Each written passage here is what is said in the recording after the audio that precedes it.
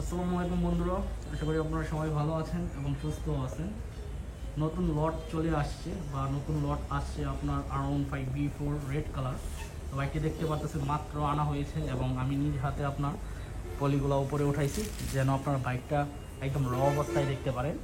এই বাইকটার বর্তমান বাজার মূল্য কত সেটা আজকের ভিডিওতে বলে দিব। রেড কালার বাইকের চাহিদা বেশি, মেটালিক রেড কালার বলা হয় এই বাইকটিকে।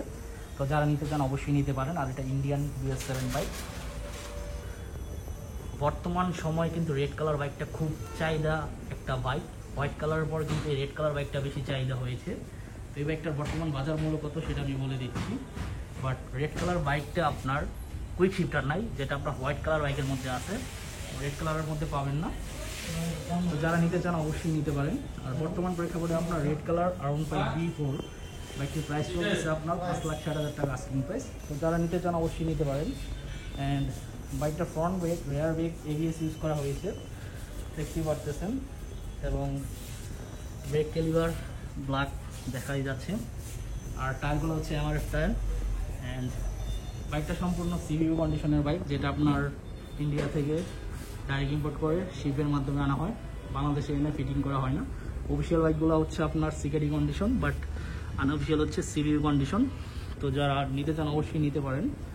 আর গ্লসি ব্ল্যাক বাইকটা রোদের মধ্যে দেখতে খুবই অসাধারণ লাগবে। তো বাইকটা কেমন লাগতেছে অবশ্যই কমেন্ট বক্সে কমেন্ট করে জানাবেন। অ্যান্ড বর্তমান বাজার মূল্য কত সেটা তো আমি বলে দিয়েছি।